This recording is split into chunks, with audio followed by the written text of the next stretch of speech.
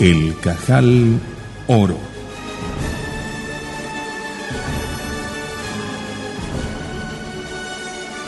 Capítulo final.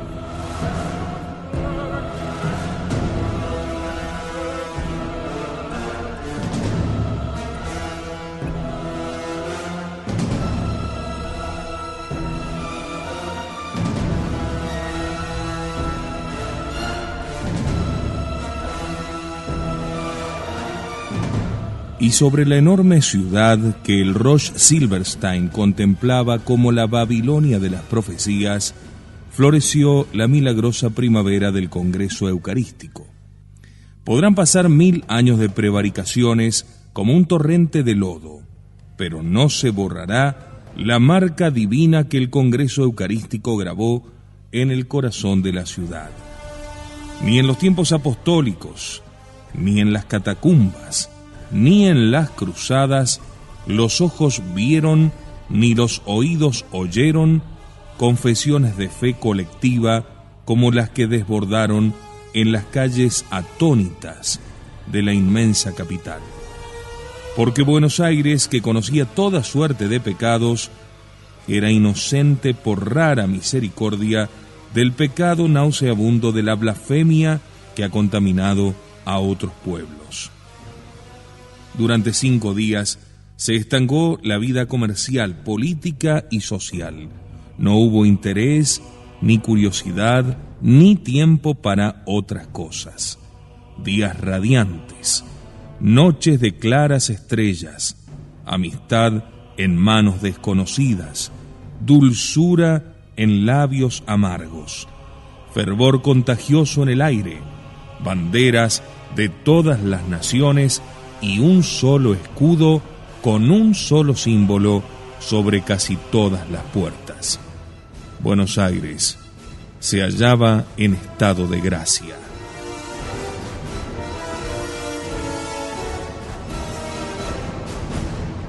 Centenares de altavoces a lo largo de las avenidas desparramaban instrucciones, noticias, plegarias, discursos y cánticos. El bosque de Palermo, orgulloso de la inmensa cruz levantada en sus jardines, había florecido como la vara de Aarón. Y en la tarde que llegó el cardenal legado del Papa, hasta los espíritus fuertes sintieron que su indiferencia era simulación ridícula y se dejaron arrebatar por el torbellino. Mauricio Cohen obedeció a la mano irresistible que lo empujaba al puerto. Una incontable muchedumbre llenaba las 2 aceras de las calles que iba a recorrer aquel extraordinario embajador de un rey sin ejércitos. Por primera vez en la historia de la Iglesia, el Papa enviaba allende el océano a su propio secretario de Estado.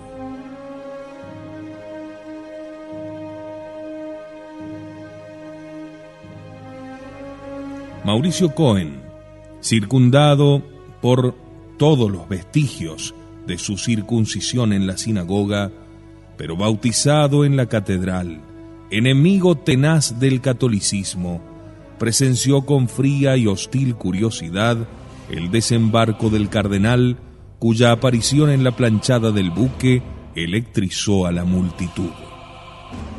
No admiró la evidente majestad del purpurado, no se estremeció con los demás bajo la cruz que trazó en el aire su pálida mano consagrada, y escuchó con displicencia aquella voz de timbre puro que en un castellano perfecto, con dulce pronunciación italiana, arrojó sobre la ciudad y sobre el mundo, por centenares de miles de altavoces, palabras aladas como una oración. Mensajero de la paz de Dios que el mundo no puede dar, que ni un solo corazón esquive las llamas del corazón de Cristo. Sobre nuestros sentimientos flota una esperanza que es una plegaria, en el nombre del Padre y del Hijo y del Espíritu Santo. Lágrimas silenciosas rodaban por las mejillas de muchos.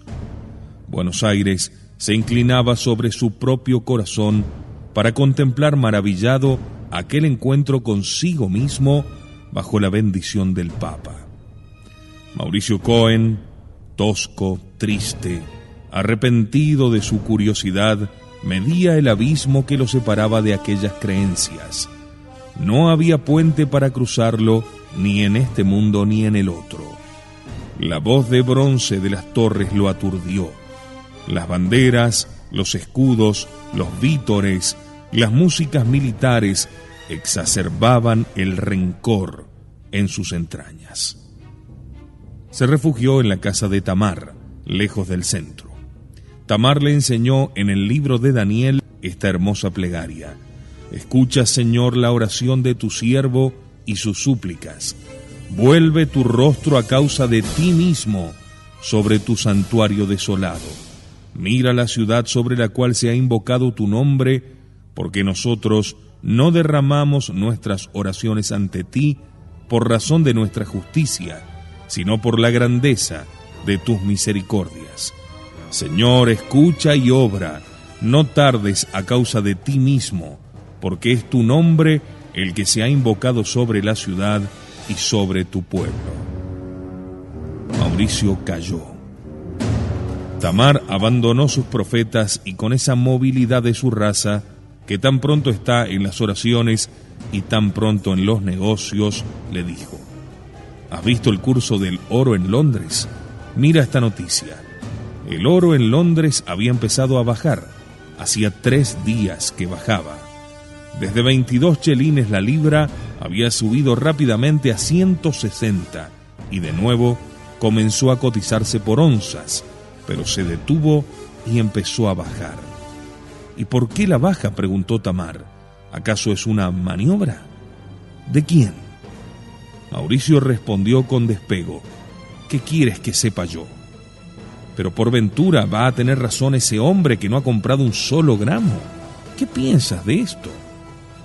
No se me ocurre nada. ¿Qué te ocurre? ¿Estás cansado? Sí, estoy cansado. Bueno, acuéstate y duerme. Esa noche llovió.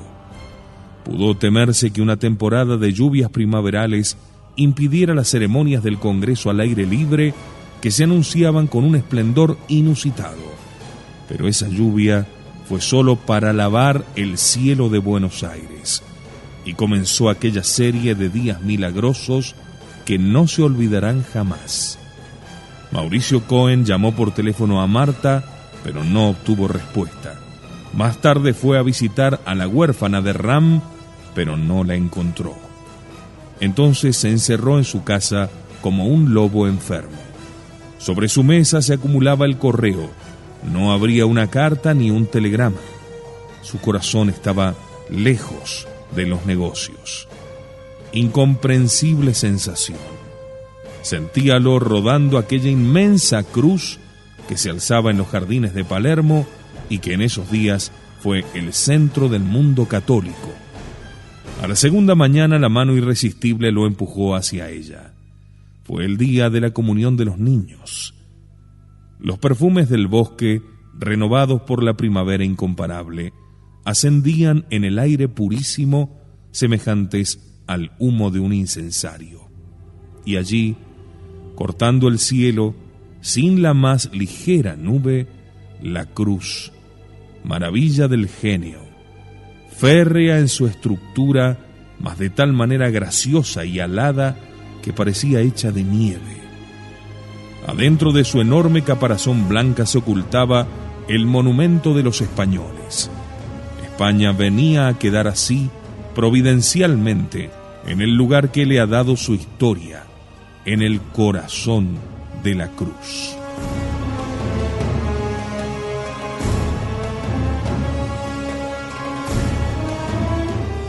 A las 7, hora en que llegó Cohen, no había un alma en el vasto anfiteatro.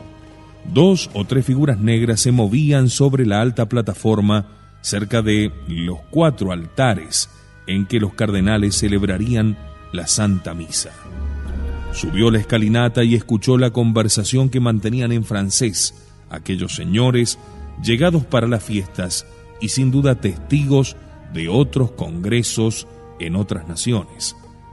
Los argentinos son muy optimistas y anuncian grandes cosas. Vamos a ver. Son las 7 de la mañana y aquí no hay nadie.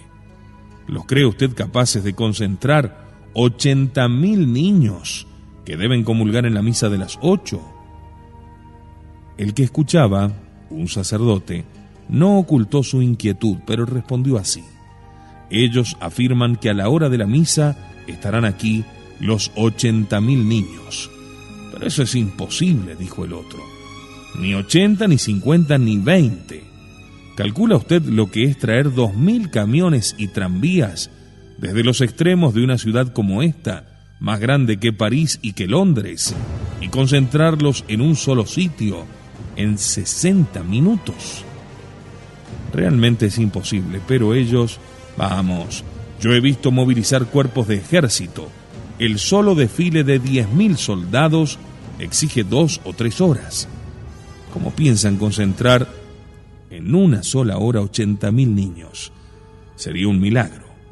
Bueno, esperemos pues el milagro, respondió el sacerdote.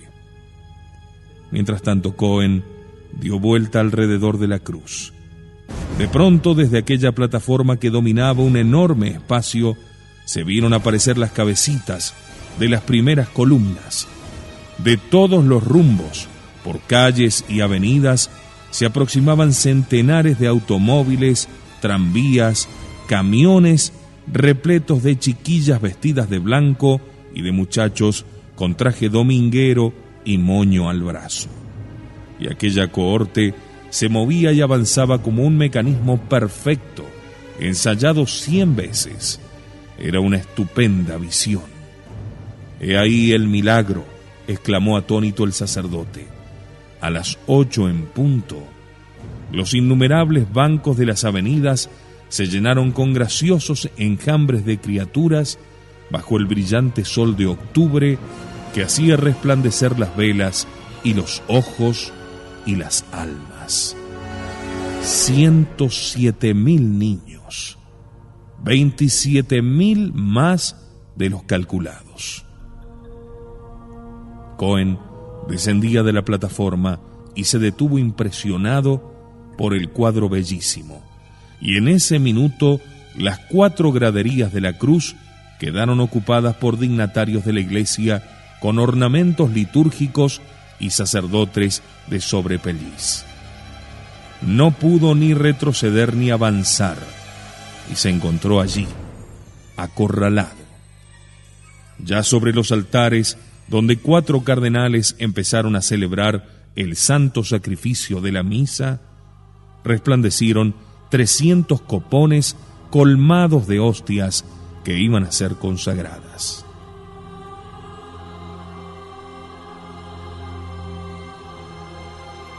Desde la torre de comando, un locutor iba describiendo la ceremonia y su frase ferviente era esparcida por el mundo. Los más de 100.000 niños arrodillados formaban una cruz clara y viviente en medio de la muchedumbre oscura y densa de más de 1 millón de personas que cubrían los jardines. Llegó la elevación. El locutor anunció que dentro de breves instantes Cristo, al conjuro del sacerdote, bajaría real y verdadero, y convertiría aquel pan y aquel vino en su cuerpo y sangre. Augusto silencio acogió sus palabras. Cohen sintió que no podía permanecer de pie, ni aún arrinconado como estaba, y cayó de rodillas y adoró sin querer el misterio católico por excelencia. Y merced a ese dogma sutil y profundo de la comunión de los santos, que hace de todos los fieles un solo cuerpo, la batalla que la gracia libraba en aquel obstinado corazón repercutió dulcemente en 1 millón de corazones que ignoraban el porqué de aquella misteriosa emoción.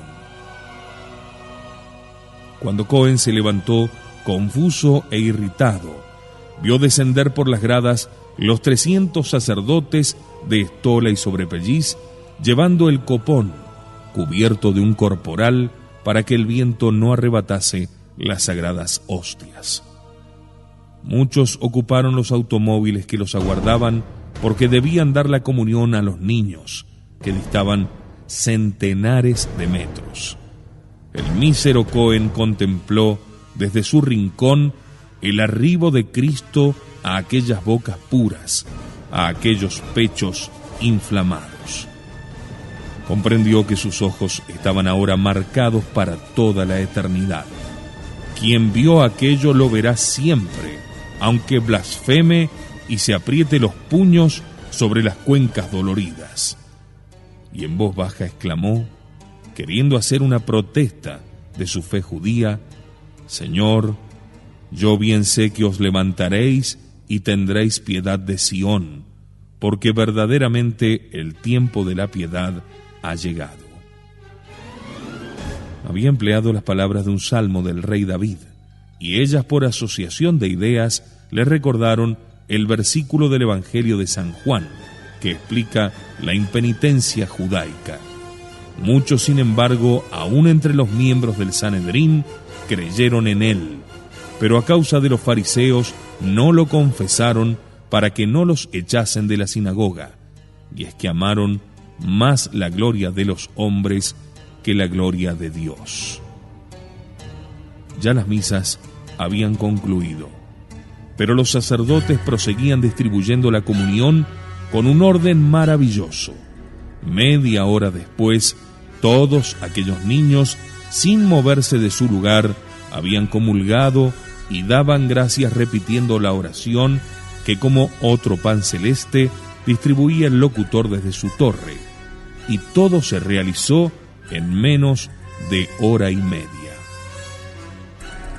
El micrófono entonces anunció al cardenal legado, que apareció al extremo de la avenida bendiciendo al pueblo. Pasó maravillado en medio de los 100.000 pequeños comulgantes que lo vitoreaban agitando banderitas papales y argentinas, y sus oscuras pupilas se llenaron de lágrimas. Esto es el paraíso, dijo.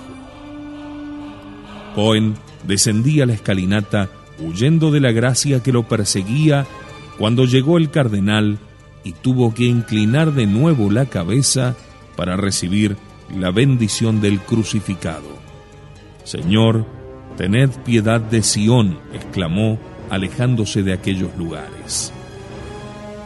Sus oficinas estaban en un vasto edificio de la Avenida de Mayo. Al dirigirse a ellas, más por costumbre que por necesidad, leyó unos carteles callejeros invitando a los hombres a una comunión que tendría lugar en la plaza frente a la Casa de Gobierno a la medianoche. Releyó indignado la invitación. ¿Cómo? ¿No les bastaba arrebatar a los niños? ¿Esperaban acaso que hombres como él acudirían al llamado del Cristo impostor? En su escritorio halló una esquela de Tamar que en alguna forma había llegado a saber su ida a Palermo. Efraín se ha apegado a los ídolos. Déjalo. No. Dios era testigo de que en su corazón permanecía íntegra la fe del Talmud, pero quería presenciar las ceremonias, que un tiempo fueron gratas a sus ojos, y medir hasta qué punto la idolatría cristiana subsistía en ese pueblo de Buenos Aires tan trabajado ya por el liberalismo, el judaísmo y el ateísmo. Explicación vergonzante y mentirosa. En realidad, no pretendió ver ni saber nada. Fue como un ciego tanteando en la oscuridad. Lo impulsaba una mano sin nombre, dulce e irresistible. En sus oídos silbaban las enseñanzas del Talmud junto con versículos del Nuevo Testamento. Duro es cocear contra el aguijón. Pasó la tarde en su oficina intentando prestar atención a sus papeles. Sonó el teléfono. Reconoció la amada voz de Marta. Gracias a Dios que te encuentro. He llamado 100 veces a tu casa. ¿Dónde estabas? Quería decirte que por fin esta mañana comulgué. Tengo el alma llena de luz. ¿No me contestas nada? Pero para decirme que has renegado de tu fe me llamas, respondió Mauricio desabridamente. Sí, y para pedirte que esta noche no dejes de ver desde tu balcón la comunión de los hombres en la plaza. ¿Quieres venir a acompañarme tú? No, yo quiero que tú estés solo. ¿Lo harás? No lo haré. Más tarde el cartero le entregó un sobre de luto. Era letra de Berta Ram, 2 o 3 líneas que lo conmovieron dulcemente. He llorado mucho, pero mis lágrimas son oración por el alma de mi padre y por otra alma. Salió y fue a cenar en cualquier parte, sin rumbo y aturdido, y a eso de las 9 regresó. Desde su balcón vio como un hormiguero de hombres la plaza del Congreso, profusamente iluminada. Llegaban de todos los rumbos, unos en corporaciones, con estandartes, cantando himnos, otros aislados, silenciosos, abstraídos bajo las rachas del huracán interior.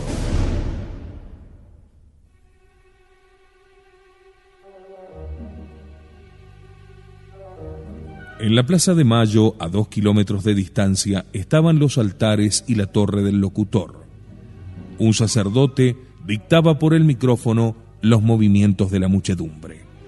Azoteas, balcones, aceras, zaguanes, eran apretadas piñas de gente sobrecogidas. Lo que ellos veían, lo que ellos oían, ni lo vieron los ojos, ni lo oyeron jamás los oídos. Empezó a correr el río humano. 200.000 hombres, de toda condición, de toda edad, la cabeza descubierta, confundidos en una franca hermandad, sin armas, sin gritos, sin policía para defenderlos, ni ordenarlos, ni contenerlos. Impulsados por un ansia de luz, marchaban en la noche hacia Cristo.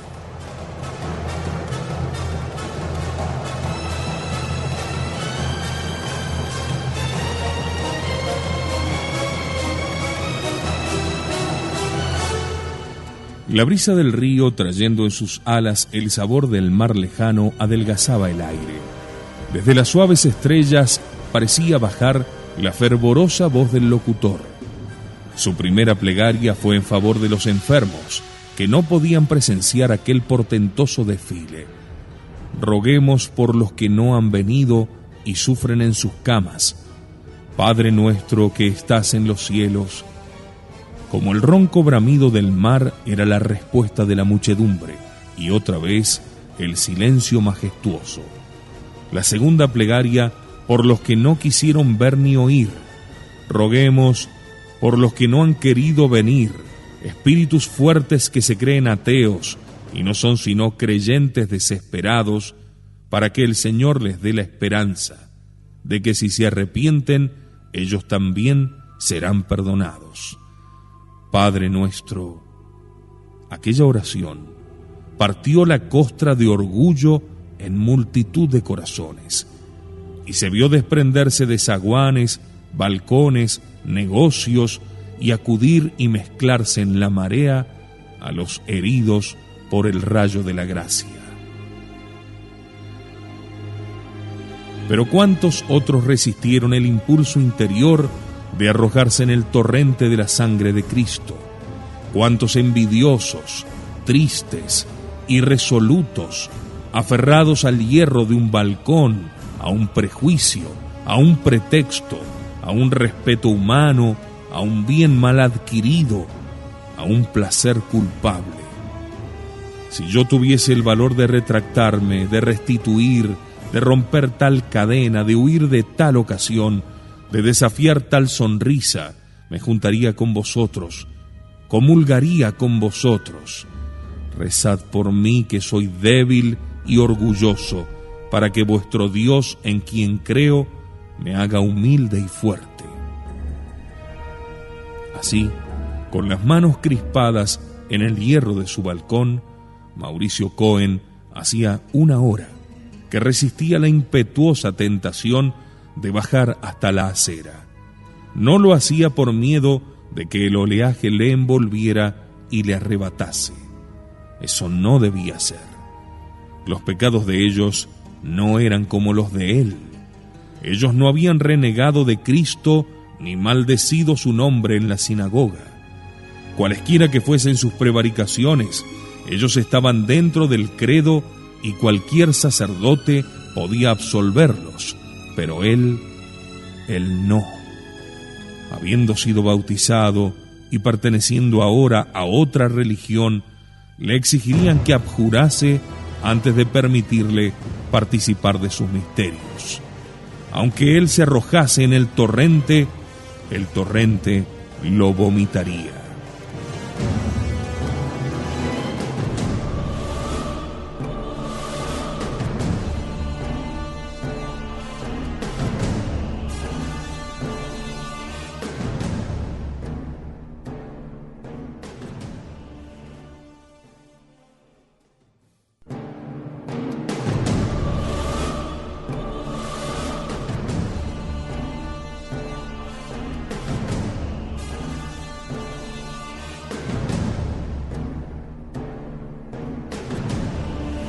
La voz del locutor seguía punto por punto el oficio del Viernes Santo, que indica por quiénes debemos rezar. Roguemos por la Iglesia de Dios a fin de que el Señor se digne darle la paz sobre la tierra. Cohen pensó cuántas veces en 20 siglos los enemigos de Cristo, movidos por la sinagoga, habían perseguido a la Iglesia. A unos ella los había convertido en apóstoles, como a Pablo de Tarso. A otros los había visto hundirse en la eternidad, blasfemando como Juliano el apóstata. Venciste, Galileo. Roguemos también por nuestro Santo Padre el Papa. Cohen pensó, extraño destino el de los soberanos de la Iglesia. El mundo ha visto a los herederos de 100 reyes despojados de su herencia, y no ha visto nunca la corona de un Papa que no tiene herederos caer en manos de sus enemigos. Dinastía inmortal. ¿Cuántas veces se ha anunciado que el Papa reinante sería el último? Y la profecía cada vez aparece más distante de cumplirse. Roguemos también por nuestros obispos y sacerdotes y por todo el pueblo cristiano. Mezquindad de la Iglesia, pensó, rogar solo por los suyos. Y el micrófono le respondió en el acto. Roguemos por nuestros catecúmenos, los convertidos que todavía no están con nosotros, para que el Señor abra sus oídos y sus corazones. Padre nuestro, estos no ruegan por mí. Aunque yo quisiera convertirme, yo no sería un catecúmeno. En su lenguaje soy un apóstata, pero no. Yo soy judío y mi ley es el Talmud. El micrófono volvió a responderle entonces, y esta vez la respuesta lo inmutó. Roguemos por los judíos, a fin de que el Señor desgarre el velo que envuelve sus corazones, y ellos también conozcan a Jesucristo, Padre nuestro. Mauricio Cohen sintió el rostro bañado de lágrimas, y una turbia oración asomó a sus labios.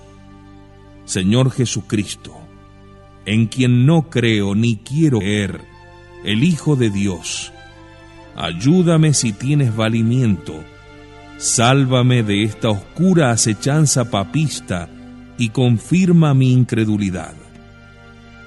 Es la medianoche, exclamó el locutor. Va a comenzar el santo sacrificio de la misa en memoria del sacrificio del Calvario.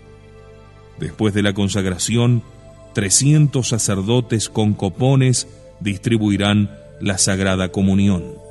No sois vosotros los que venís a Cristo, es Él mismo quien os saldrá a buscar por las calles, por las plazas, por los zaguanes. Cohen no quiso perder aquel espectáculo que renovaría escenas de los tiempos evangélicos. Descendió de su balcón y se metió en el torrente murmurando un versículo del profeta Ezequiel: iré en busca de la oveja extraviada y levantaré lo que estaba caído. ¿En busca suya acaso? No, en busca suya no. Él no creía ni quería creer en el dueño de la viña que buscaba obreros en todas partes y a todas horas. El mismo Ezequiel parecía hablar de él cuando decía: y la casa de Israel no querrá escucharte, porque tiene la frente dura y el corazón empedernido.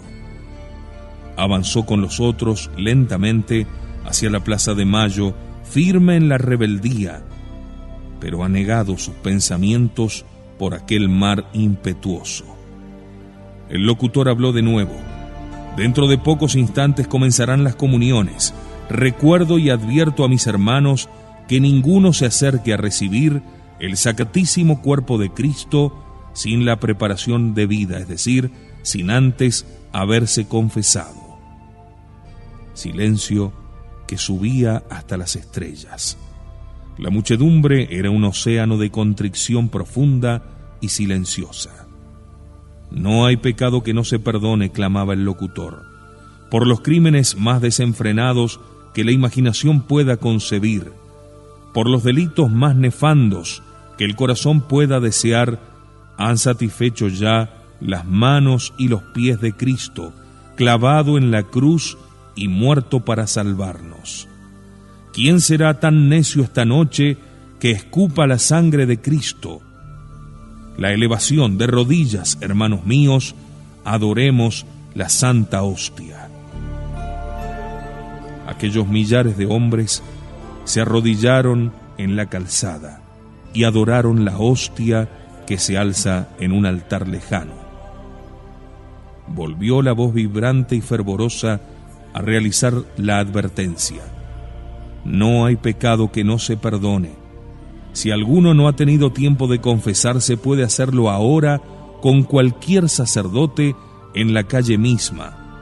Por excepcional disposición de la Santa Sede, esta noche todos los sacerdotes pueden absolver todos los casos, hasta los reservadísimos. Esta facultad extraordinaria, jamás concedida con tal amplitud, es para que nadie quede hoy sin recibir a Cristo, que es el camino, la verdad y la vida. En ese momento Buenos Aires presenció el milagro que había de marcar esa noche como la más asombrosa de sus noches. Vióse a hombres que se apartaban de las filas, se dirigían a cualquiera de los sacerdotes que marchaban entre la multitud y allí mismo se confesaban, en plena calle, al pie de una columna, en un zaguán, en el rincón de un café, en el umbral de un negocio, de rodillas o de pie, y fueron miles de miles los que así borraron sus pecados. Sí, Mauricio Cohen fue uno de ellos. El locutor acababa de pronunciar las palabras de Jesús en el Evangelio de San Juan: el que come de este pan vivirá eternamente. Y él se sintió traspasado por el ardiente dardo de la gracia y gimió desde el fondo de sus entrañas doloridas: Señor, ayuda a mi incredulidad, yo también comeré de tu carne para no morir. Se acercó a un sacerdote y se confesó bajo las arcadas del Cabildo frente a la Plaza de Mayo. Se levantó con el rostro en lágrimas y se aproximó a donde estaban dando la comunión. Como había anunciado el locutor, 300 sacerdotes recogieron los copones de hostias recién consagradas en los 4 altares de la plaza y empezaron a distribuirlas. Pronto no fue posible dar una hostia a cada comulgante porque no hubiesen alcanzado, y entonces fue preciso fraccionarlas y repartir sus pedazos. Y como la columna humana se extendía en una distancia enorme, muchos sacerdotes descendieron al subterráneo, llevando por primera vez en el mundo, en aquellos trenes veloces y modernísimos, el pan que confiere la vida eterna, lo cual nadie se había imaginado que pudiera ocurrir. A las 2 de la mañana se acabaron las hostias y hubo que llamar precipitadamente a algunos sacerdotes para que celebrasen en la catedral, ya que la consagración no puede ser hecha fuera de la misa. Y se consagraron y se distribuyeron en aquella noche 209.000 hostias.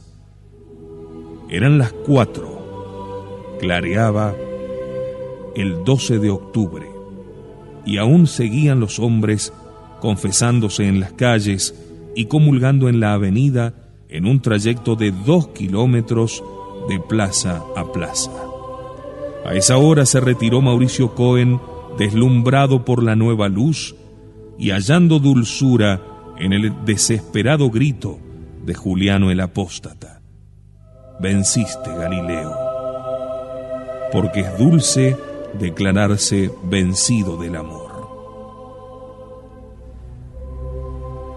La conversión de Mauricio Cohen consternó a la sinagoga, que se convocó precipitadamente para fulminarlo con el Jerem. Si ha nacido en el mes de Shvat, durante el cual reina el arcángel Gabriel, que sea maldito por este arcángel y por todos los ángeles que están a sus órdenes. Tamar cerró la puerta de su casa como si su hermano hubiera muerto, y durante días y días ni él intentó violar la consigna de los criados que la negaban, ni ella trató de comunicarse con él. Pero otro asunto más trascendental distrajo la atención de los israelitas: el oro, que a raíz de la muerte de Julius Ram subió vertiginosamente, de pronto se detuvo y empezó a caer sin remedio. Todos los cajales del mundo se dirigían al de Buenos Aires, inquiriendo la causa de aquella agonía del oro que podía ser una especulación de Adalid. Pero en Buenos Aires ya no se traficaba en oro por ninguna cantidad. Mauricio Cohen, que se había desligado de los Meyerbeer, quiso no obstante conocer el pensamiento de Adalid y le pidió una entrevista. Adalid no se ocupaba más del oro. Sus negocios marchaban con pie firme y por otro lado, la política devoraba su tiempo. Pronto se realizarían elecciones de presidente y él era el candidato de las derechas. El pueblo sabía que él había librado a la humanidad de las deudas y de las guerras, y no podía creerse que los beneficiados por él dieran su voto al adversario. Sin embargo, Blumen, que era el candidato rival, tenía absoluta seguridad de triunfar. Había gastado ya millones en la propaganda, había prodigado promesas y mantenía al país en una agitación constante gracias a centenares de comités sembrados en todos los pueblos y a millares de oradores pagados por él y millones de hojas impresas que vomitaban sobre el suelo argentino las noticias aderezadas en el cajal.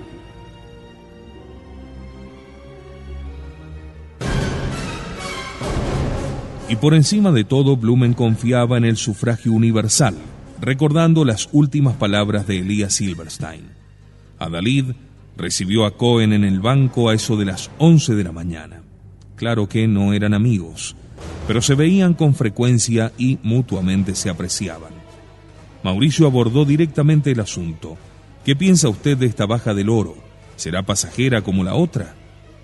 El presidente del Banco de Sudamérica respondió categóricamente: el oro está muerto, amigo, y no resucitará hasta los tiempos del anticristo.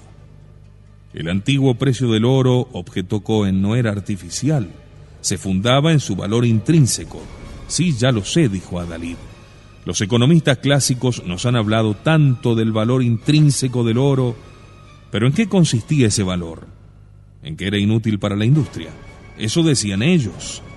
Pero la verdad es que la principal aplicación del oro durante 20 siglos ha sido servir de moneda en todos los países. Es decir, el oro servía de moneda porque valía mucho, pero valía mucho porque servía de moneda. ¿No advierte usted el círculo vicioso en que la humanidad ha vivido presa 2000 años? Sí, en efecto. El valor del oro estaba en la imaginación de los hombres, no en la realidad, como está el valor del hierro o del trigo. Ha bastado divulgar una mentira para que dejase de servir como supermoneda y perdiese el 90% de su valor. Era pues una ficción que se ha disipado, pero que puede restablecerse. No, amigo, Nunca más la humanidad será tan insensata, libertada de un prejuicio que ha costado ríos de sangre, dolores sin medida. No caerá otra vez en él, otorgando el privilegio de moneda universal a la materia de valor más variable, porque es la más fácil de acaparar y cuyo manejo no conocen bien sino los judíos, apuntó Cohen sonriendo. Sí, así es. Pero ni usted, Cohen, ni los Meyerbeer perderán nada en el negocio que han hecho. El oro no valdrá menos del precio que han pagado, que es su valor industrial. Eso sí, créame que nunca más les servirá de instrumento para dominar a la cristiandad. El Dios de Israel ha muerto, dijo Cohen a manera de corolario, y volvió a su casa. El criado que le abrió la puerta le entregó 2 cartas, en cuyos sobres reconoció la letra de Tamar y de Berta Ram, y le dijo: en su escritorio lo está esperando la señorita Marta. Con paso alegre entró Mauricio a aquel escritorio donde tantas veces había recibido a la hija de Blumen y le había explicado los secretos del Talmud. Cuántos sucesos desde entonces, qué llena estaba su vida y su alma. Adivina quién me escribe, le dijo. Son 2 las que te escriben, respondió Marta echando una ojeada a los sobres. Tamar y ella.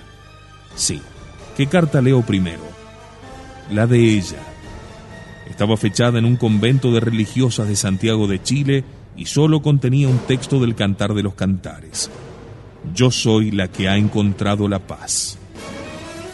Tras un rato de emocionado silencio, Marta preguntó a manera de dulce reproche: ¿también a ella le enseñaste a gustar los libros santos? Sí, pero en aquel tiempo yo los entendía mal. Bueno, veamos la carta de Tamar. Es la primera comunicación que recibo de mi hermana. Su silencio parece más triste que irritado. Tampoco la carta de Tamar contenía palabra suya. Era una cita del poeta hebreo Aigarish. Ay, la hija de Judá se ha vestido de luto porque se han extendido las sombras de la tarde. Espera en mi bondad, paloma mía. Yo volveré a levantar mi tabernáculo y encenderé la lámpara de David tu rey. Y cuando vuelvas a ser blanca, dominaré a esas fieras que te aguardan para devorarte, oh mi hermosa paloma de dulce voz. Y más abajo, este versículo de Isaías: de Sión saldrá la ley y de Jerusalén la palabra del Señor. ¿Qué vas a contestarle? Cohen, que conocía el Viejo y el Nuevo Testamento tan bien como su hermana, respondió: será Isaías el que le contestará. Y en una hoja de papel escribió de memoria: yo iré delante de ti, yo romperé las puertas de bronce, yo te daré tesoros ocultos y riquezas secretas y escondidas.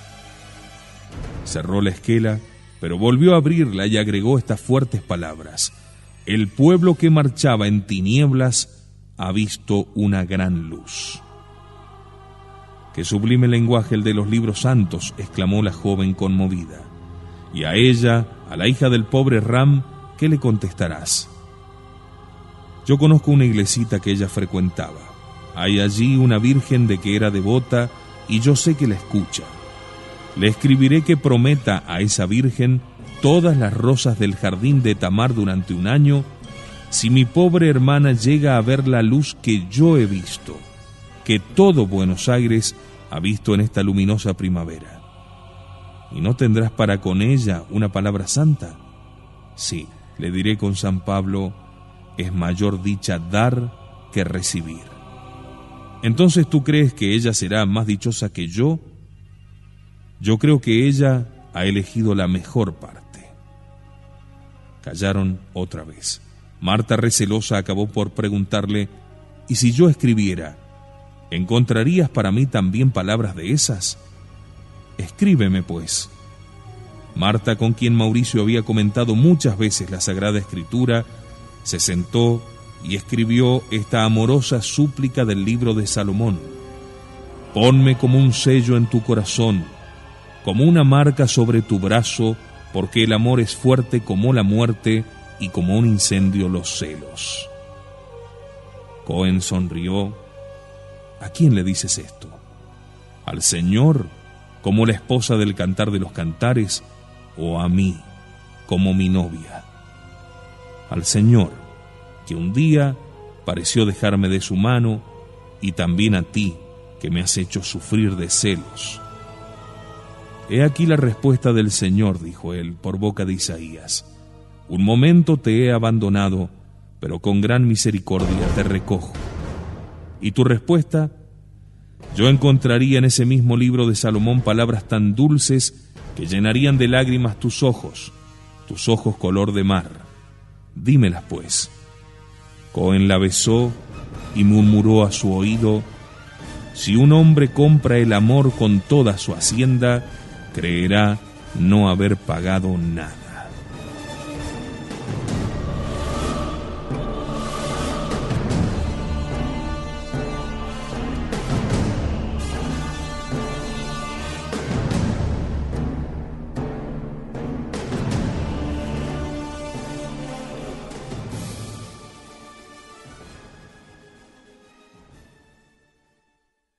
Padre, y del Hijo, y del Espíritu Santo. Lágrimas silenciosas rodaban por las mejillas de muchos. Buenos Aires se inclinaba sobre su propio corazón para contemplar maravillado aquel encuentro consigo mismo bajo la bendición del Papa. Mauricio Cohen, tosco, triste, arrepentido de su curiosidad, medía el abismo que lo separaba de aquellas creencias. No había puente para cruzarlo, ni en este mundo ni en el otro. La voz de bronce de las torres lo aturdió. Las banderas, los escudos, los vítores, las músicas militares exacerbaban el rencor en sus entrañas. Se refugió en la casa de Tamar, lejos del centro. Tamar le enseñó en el libro de Daniel esta hermosa plegaria: escucha, Señor, la oración de tu siervo y sus súplicas. Vuelve tu rostro a causa de ti mismo sobre tu santuario desolado. Mira la ciudad sobre la cual se ha invocado tu nombre, porque nosotros no derramamos nuestras oraciones ante ti por razón de nuestra justicia, sino por la grandeza de tus misericordias. Señor, escucha y obra, no tardes a causa de ti mismo, porque es tu nombre el que se ha invocado sobre la ciudad y sobre tu pueblo. Mauricio, las dos aceras de las calles que iba a recorrer aquel extraordinario embajador de un rey sin ejércitos. Por primera vez en la historia de la Iglesia, el Papa enviaba allende el océano a su propio secretario de Estado.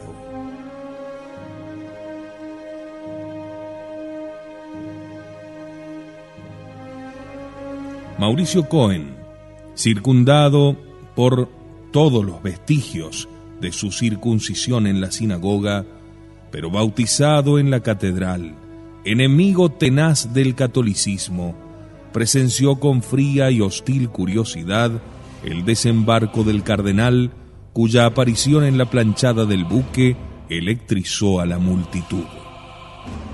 No admiró la evidente majestad del purpurado, no se estremeció como los demás bajo la cruz que trazó en el aire su pálida mano consagrada, y escuchó con displicencia aquella voz de timbre puro que en un castellano perfecto, con dulce pronunciación italiana, arrojó sobre la ciudad y sobre el mundo, por centenares de miles de altavoces, palabras aladas como una oración.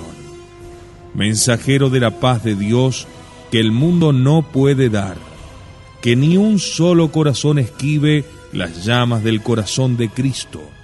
Sobre nuestros sentimientos flota una esperanza que es una plegaria. En el nombre del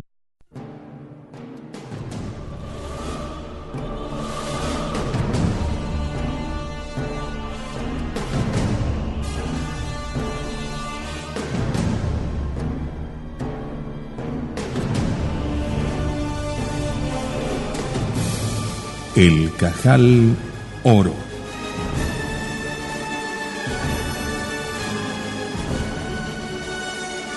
Capítulo final.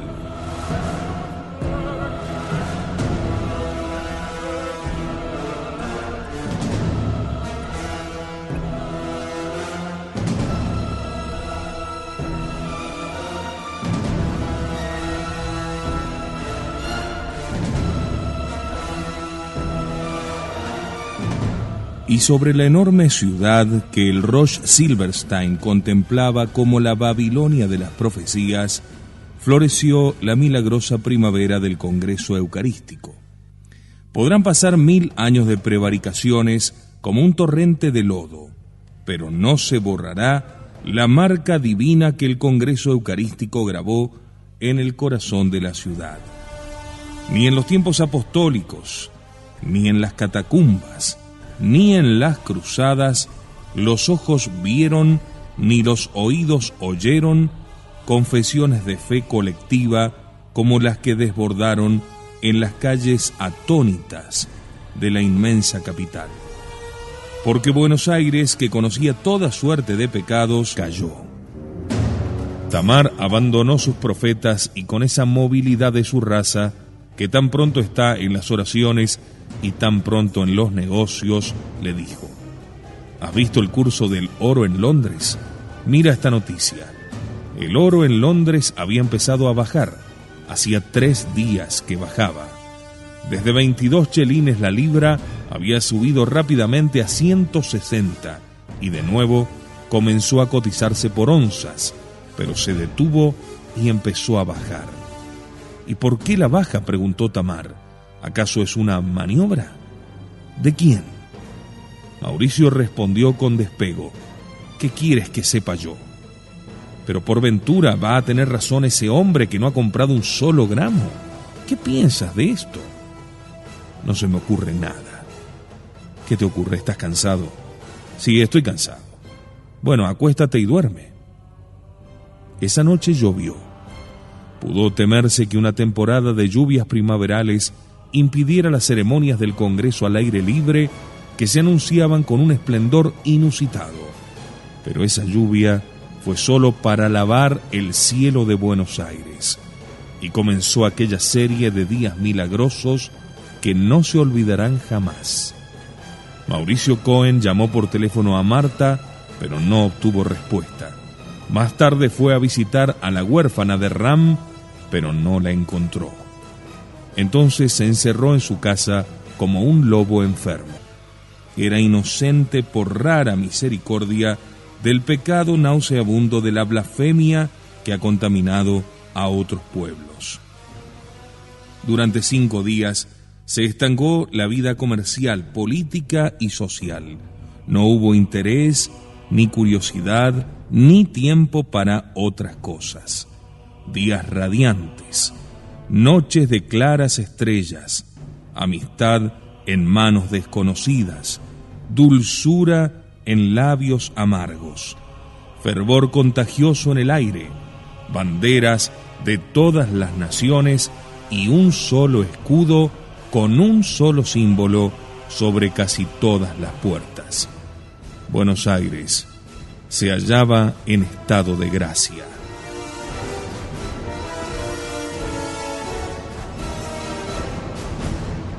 Centenares de altavoces a lo largo de las avenidas desparramaban instrucciones, noticias, plegarias, discursos y cánticos.